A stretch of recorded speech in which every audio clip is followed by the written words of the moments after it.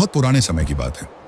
एक छोटे से गांव में एक बूढ़ी औरत रहती थी जिसका नाम था फूलमती। उसका इस दुनिया में कोई नहीं था, न बेटा न बेटी न कोई अपना। वह बिल्कुल अकेली थी। अपना पेट पालने के लिए वह रोज गांव गांव घूमकर भीख मांगती थी और उसी से अपना गुजारा करती थी।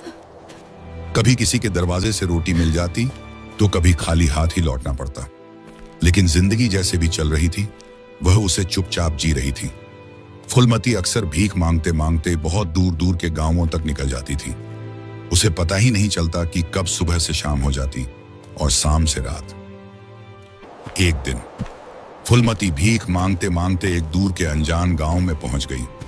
अचानक आसमान में काले बादल छा गए, तेज हवा चलने लगी और देखते ही देखते मूसलाधार बारिश शुरू हो गई। फूलमती घबरा गई। वह जल्दी जल्दी चलकर एक पेड़ के नीचे खड़ी हो गई, लेकिन बारिश इतनी तेज थी कि पेड़ भी उसे बचा नहीं पा रहा था। उसके कपड़े भीग चुके थे, शरीर कांप रहा था और ठंड से उसके दांत बजने लगे। तभी उसकी नजर थोड़ी दूर पर पड़ी। वहां एक छोटी सी मिट्टी की झोपड़ी दिखाई दे रही थी।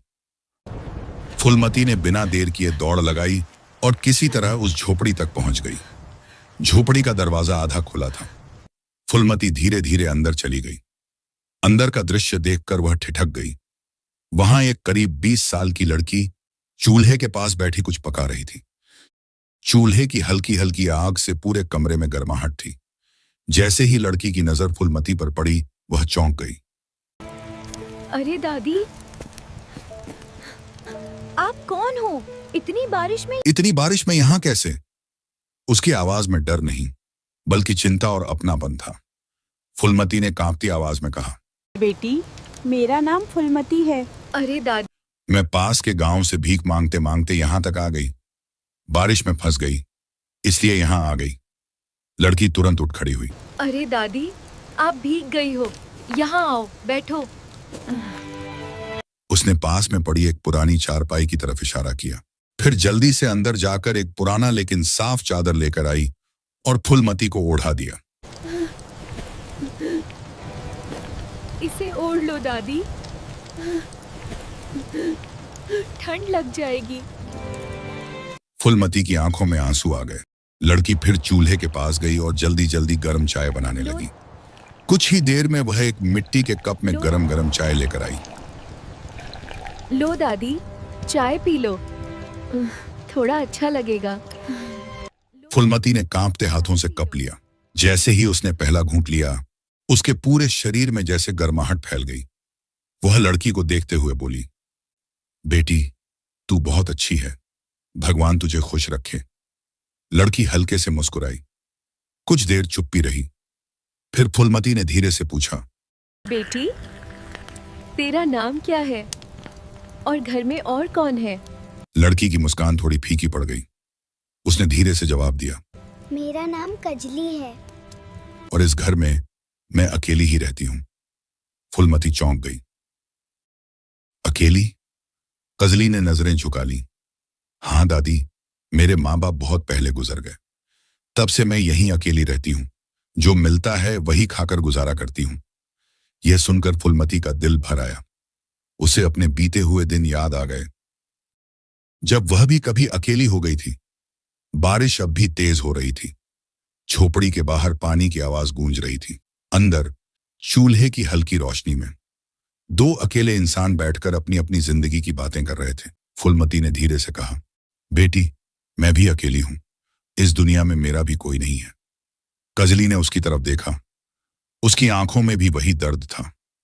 कुछ पल के लिए दोनों चुप हो गए, जैसे दोनों एक दूसरे का दर्द समझ रहे हों।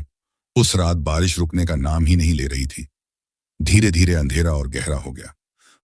हवा ठंडी हो चली थी और झोपड़ी के बाहर पानी की तेज आवाज डर और सन्नाटे को और बढ़ा रही थी।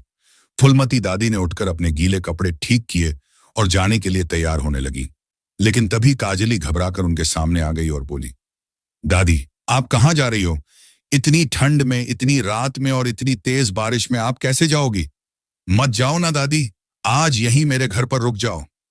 उसकी आवाज में डर भी था और अपनापन भी, जैसे वह फिर से अकेली नहीं होना चाहती थी। फूलमती कुछ पल के लिए चुप खड़ी रही। उसने बाहर झांक कर देखा। चारों तरफ अंधेरा और बारिश ही बारिश थी। फिर उसने काजली की मासूम आंखों की तरफ देखा जो उसे रोक रही थी और आखिरकार धीरे से बोली, ठीक है बेटी, आज यहीं रुक जाती हूं।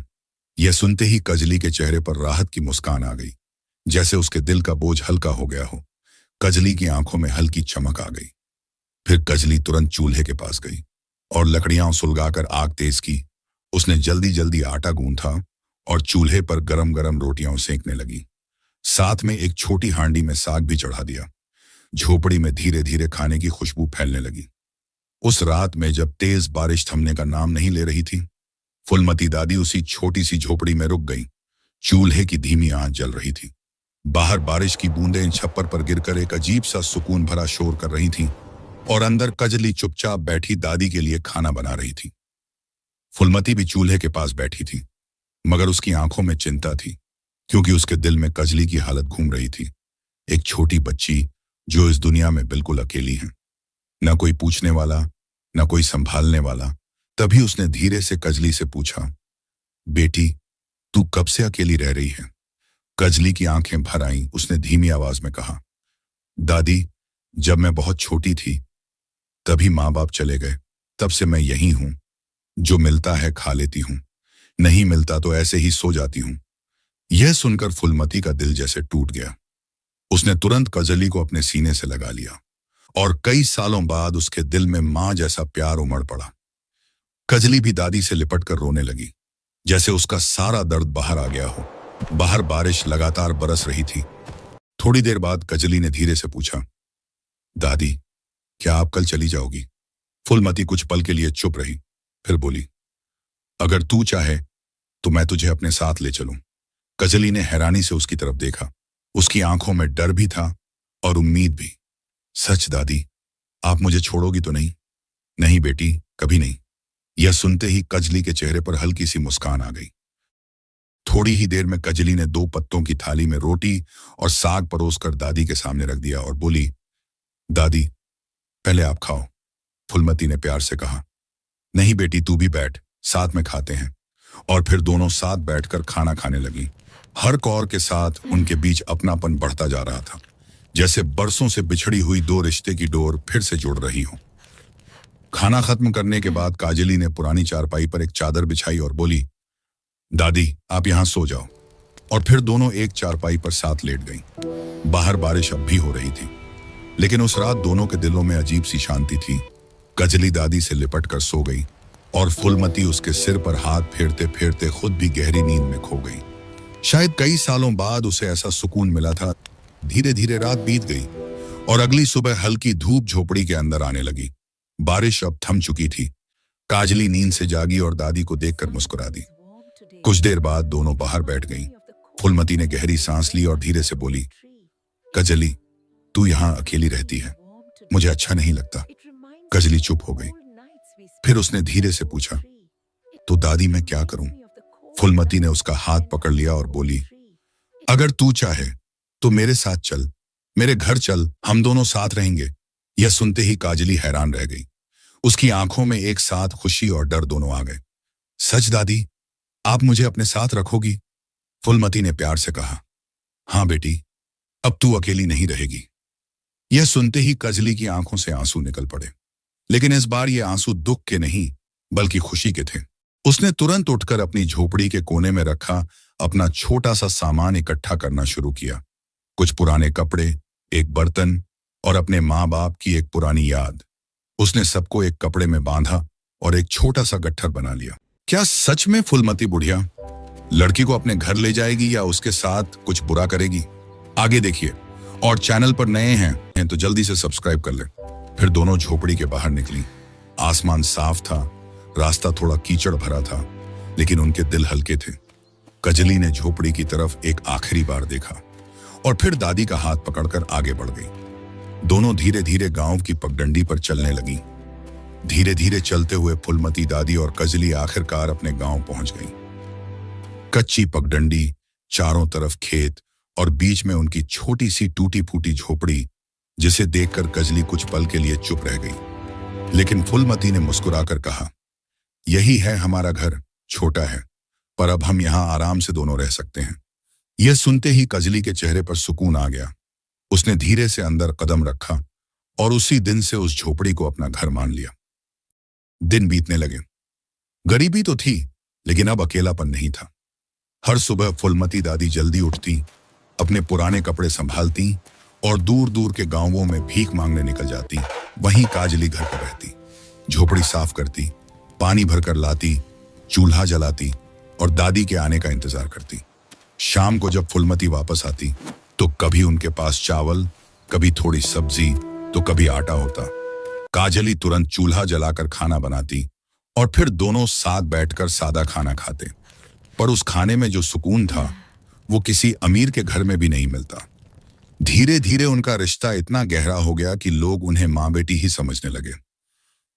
एक दिन शाम को खाना खाते खाते काजली ने दादी की तरफ देखा और बोली, दादी, आप रोज इतना दूर दूर भीख मांगने जाती हो, थक जाती होगी।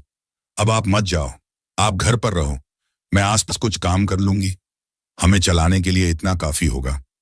फुलमती ने तुरंत सिर हिलाया और थोड़ी सख्ती से बोली, नहीं कजली, ये दुनिया बहुत खराब है। तू अभी जवान हो रही है, अकेली लड़की है, लोग अच्छी नजर से नहीं देखेंगे। मैं तुझे अकेले कहीं नहीं जाने दूंगी। जब तक मैं जिंदा हूं तुझे किसी काम की जरूरत नहीं, तू बस घर पर रह। कजली चुप हो गई। उसे दादी की बात समझ आ गई थी। इस तरह दिन, महीने और फिर साल गुजरने लगे और देखते ही देखते कजली अब ऐसे जवान लड़की बन चुकी थी। अब फुलमती के दिल में एक नई चिंता घर करने लगी थी। ये मेरी बेटी जैसी है, लेकिन मैं कब तक इसके साथ रहूंगी? मेरे बाद इसका क्या होगा? ये तो बिल्कुल अकेली रह जाएगी। यह सोचकर उसका दिल घबरा जाता। एक दिन उसने हिम्मत करके कजली से कहा, बेटी, अब तू बड़ी हो गई है, मुझे लगता है कि अब तेरी शादी कर देनी चाहिए। यह सुनते ही कजली घबरा गई। नहीं दादी, मैं आपको छोड़कर कहीं नहीं जाऊंगी, मैं यहीं आपके साथ रहूंगी। उसकी आंखों में आंसू आ गए। फुलमती ने उसे प्यार से अपने पास बैठाया और समझाया, बेटी, हर लड़की को एक दिन अपना घर बसाना पड़ता है। मैं हमेशा तेरे साथ नहीं रह पाऊंगी, लेकिन अगर तू अच्छे घर चली जाएगी तो मुझे सुकून मिलेगा। कजली चुपचाप सुनती रही। उसके दिल में दर्द था, लेकिन दादी की बात भी सच थी। काफी समझाने के बाद आखिरकार कजली धीरे से मान गई। कुछ ही दिनों बाद गांव की एक औरत फुलमती के पास आई और बोली, फुलमती, मैंने तेरी कजली के लिए एक अच्छा रिश्ता देखा है। लड़का दूसरे गांव का है, सीधा सादा है, मेहनती है। फुलमती के चेहरे पर उम्मीद की किरण जगी। उसने बिना देर किए उस रिश्ते के बारे में पूरी जानकारी ली और जब उसे यकीन हो गया कि लड़का सच में अच्छा है तो उसने कजली की शादी के लिए हाँ कर दी। शादी की तैयारी बहुत साधारण थी। कजली लाल साड़ी में सजी हुई थी, उसकी आंखों में आंसू थे और फुलमती उसे देख रही थी। आंखों में खुशी भी थी और दर्द भी। जब विदाई का समय आया तो कजली दादी से लिपटकर जोर जोर से रोने लगी। दादी, मैं आपको छोड़कर नहीं जाना चाहती। फुलमती ने भी उसे कसकर गले लगाया और आंसू रोकते हुए बोली, जा बेटी, खुश रह, यही मेरी दुआ है। धीरे धीरे कजली अपने नए घर के लिए रवाना हो गई और फुलमती उसी झोपड़ी के बाहर खड़ी उसे जाते हुए देखती रह गई। उस दिन फिर से वो झोपड़ी खाली हो गई, लेकिन इस बार अकेलापन पहले से भी ज्यादा भारी था। समय ऐसे ही धीरे धीरे बीतता चला गया और देखते ही देखते कजली की शादी को पूरे 5 साल हो गए। लेकिन इन 5 सालों में न तो कजली कभी फुलमती से मिलने आई और न ही उसकी कोई खबर आई। शुरू शुरू में फुलमती हर दिन इंतजार करती थी, हर आहट पर दरवाजे की तरफ देखती, हर राह चलते इंसान से पूछती, बेटा, कहीं उस गांव से आ रहे हो क्या? मेरी कजली ठीक तो है ना? लेकिन हर बार उसे सिर्फ खामोशी ही मिलती। धीरे धीरे इंतजार दर्द में बदल गया और दर्द अब अकेलेपन में। एक रात फुलमती अपनी झोपड़ी के कोने में बैठी थी। चारों तरफ सन्नाटा था और उसकी आंखों से आंसू लगातार बह रहे थे। वह धीरे धीरे बुदबुदा रही थी, कजली, एक बार आ जाती बेटी, बस एक बार। और तभी उसके मन में एक फैसला जन्म लिया, मैं खुद ही अपनी बेटी के पास जाऊंगी। अगली सुबह बहुत दिनों बाद फुलमती के चेहरे पर एक छोटा सा निश्चय दिख रहा था। उसने तय कर लिया, अब चाहे रास्ता कितना भी लंबा क्यों ना हो, वह अपनी कजली से मिलने जरूर जाएगी। फुलमती ने अपने पुराने से कपड़े ठीक किए, उसमें उसने कुछ सूखी रोटियां रखी, साथ में एक प्याज भी रखा ताकि रास्ते में भूख लगे तो खा सके। फिर वह झोपड़ी के कोने में गई जहां उसने एक चीज बहुत संभाल कर रखी थी, एक नई साड़ी। वो साड़ी उसे किसी ने बहुत पहले दी थी, लेकिन उसने कभी पहनी नहीं। वह हमेशा कहती थी, जब मेरी कजली आएगी तब उसे पहनाऊंगी। आज उसने वही साड़ी उठाई, धीरे से उसे अपने हाथों में लिया और उसकी आंखें भर आईं। अब मैं ही अपनी बेटी के पास जा रही हूं, यह साड़ी उसी को दूंगी। फुलमती ने अपनी झोपड़ी को आखिरी बार देखा और फिर धीरे धीरे कदम आगे बढ़ा दिए।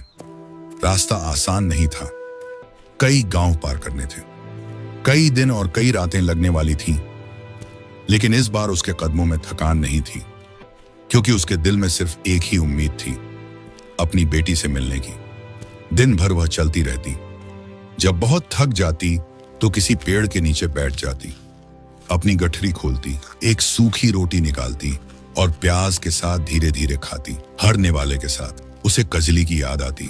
पता नहीं मेरी बेटी खाती भी होगी या नहीं, उसका ख्याल कौन रखता होगा। रात होती तो वह किसी पेड़ के नीचे या खाली खेत के किनारे लेट जाती, आसमान की तरफ देखती और तारों से जैसे बात करती, भगवान मेरी बेटी को ठीक रखना। चलते चलते उसे हर वो पल याद आता जब काजली उसके साथ थी, कैसे वो चूल्हे के पास बैठकर खाना बनाती थी, कैसे उसे दादी कहकर गले लगा लेती थी, कैसे दोनों साथ बैठकर रोटी खाते थे। इन यादों के सहारे ही फुलमती आगे बढ़ती जा रही थी।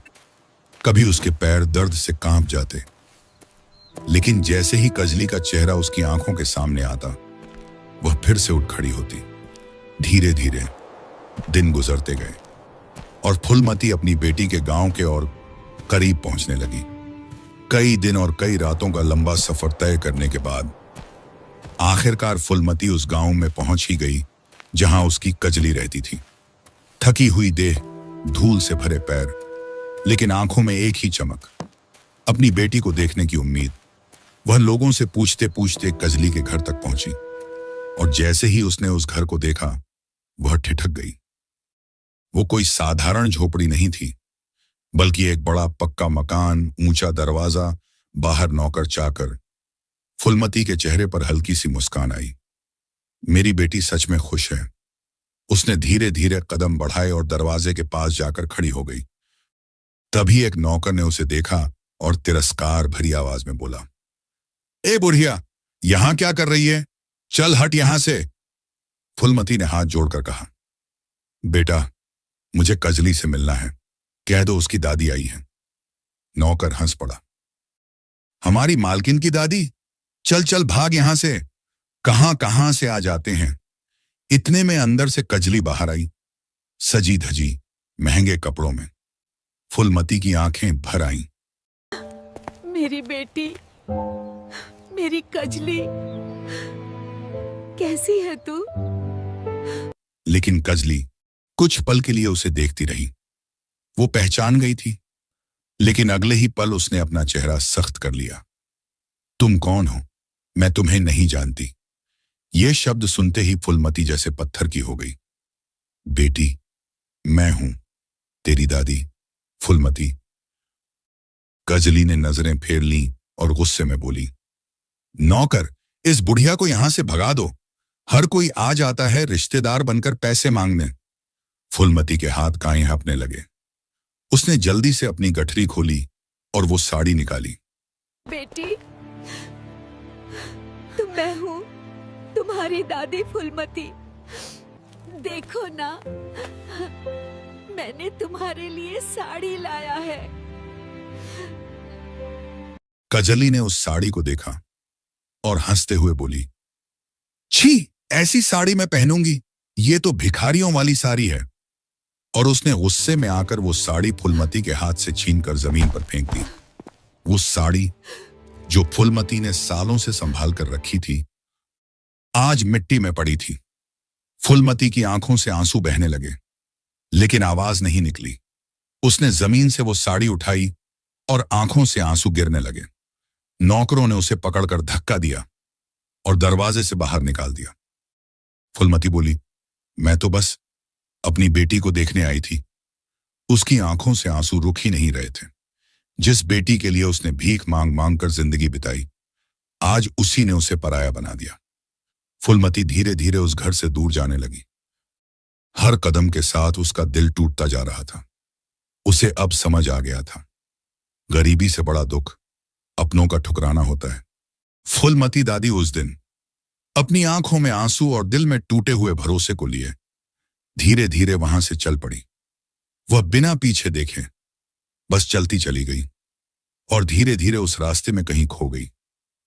कुछ साल बाद और वही समय अब कजली की जिंदगी में भी अपना रंग दिखाने लगा।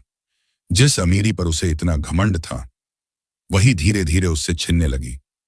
पहले उसके पति का व्यापार डूब गया, फिर कर्ज बढ़ता गया, घर में झगड़े शुरू हो गए। कुछ ही समय में वो बड़ा सा मकान बिक गया। जो लोग कभी उसके आगे पीछे घूमते थे, वही अब उसे पहचानने से इनकार करने लगे।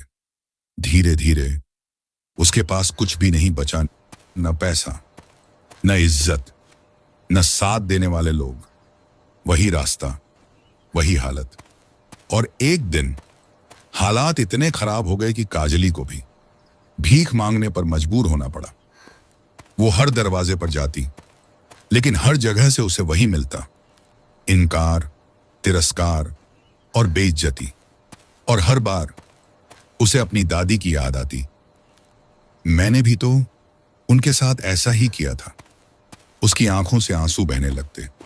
एक दिन भूखी प्यासी कजली चलते चलते अपने दादी से मिलने उसी गांव में पहुंच गई जहां कभी वो फुलमती के साथ रहती थी। वही पगडंडी, वही मिट्टी, वही हवा। लेकिन आज सब कुछ बदल चुका था। उसका दिल जोर जोर से धड़कने लगा। वो धीरे धीरे उस जगह की तरफ बढ़ी जहां कभी उनकी छोटी सी झोपड़ी हुआ करती थी। जब काजली वहां पहुंची तो उसके कदम वहीं रुक गए। वहां अब कुछ भी नहीं था। झोपड़ी आधी टूटी हुई थी, दरवाजा गिरा हुआ, चारों तरफ सन्नाटा। कजली के हाथ कांपने लगे। दादी, उसकी आवाज हवा में खो गई। तभी पास से गुजर रहे एक गांव वाले ने उसे देखा और पास आकर पूछा, कौन हो तुम? काजली ने रोते हुए कहा, मैं कजली हूं। यहां फुलमती दादी रहती थी। वो कहां है? गांव वाला कुछ पल के लिए चुप रहा, फिर धीरे से बोला, अरे फुलमती, वो तो कई साल पहले तुमसे मिलने तुम्हारे गांव गई थी। कजली की सांस रुक गई। फिर वो कभी वापस ही नहीं आई। हमें तो लगा कि वो तुम्हारे साथ ही रह रही होंगी। ये सुनते ही कजली के पैरों तले जमीन खिसक गई। वो वहीं जमीन पर गिर पड़ी। उसकी आंखों के सामने वो दिन घूमने लगा जब उसने अपनी ही दादी को ठुकरा दिया था, घर से निकाल दिया था। उसके पास सब कुछ था, फिर भी दादी को अपनाने से, पहचाने से इनकार कर दिया था। उसने जोर से रोते हुए कहा, दादी, मैं गलत थी, मुझे माफ कर दो। लेकिन अब उसकी आवाज सुनने वाला कोई नहीं था। चारों तरफ बस सन्नाटा था। इस कहानी की सबसे बड़ी सीख ये है, जिस इंसान ने हमें सहारा दिया, हमें संभाला, हमें अपना बनाया, अगर हम उसी को ठुकरा दें तो जिंदगी एक दिन हमें उसी दर्द से गुजारती है। अमीरी, पैसा, बड़ा घर, ये सब पल भर में खत्म हो सकता है, लेकिन रिश्ते और इंसानियत, यही असली दौलत होती है। काजली के पास सब कुछ था, लेकिन उसने अपने ही सहारे को ठुकरा दिया और अंत में उसके पास कुछ भी नहीं बचा सिवाय पछतावे के। याद रखो, जो आज तुम्हारे साथ है, कल शायद ना हो। जो तुम्हें बिना मतलब प्यार करता है, वो सबसे अनमोल है। और जो तुम्हारे बुरे वक्त में साथ देता है, वही तुम्हारा सच्चा अपना है। अगर तुम्हारे जीवन में भी कोई दादी, माँ या कोई ऐसा इंसान है जिसने तुम्हें बिना शर्त प्यार दिया है, तो आज ही उनके पास जाओ, उनसे बात करो, उन्हें गले लगाओ और कहो, आप मेरे लिए बहुत खास हो। क्योंकि कहीं ऐसा ना हो कि वक्त बीत जाए और सिर्फ काश पनथी बाकी रह जाए।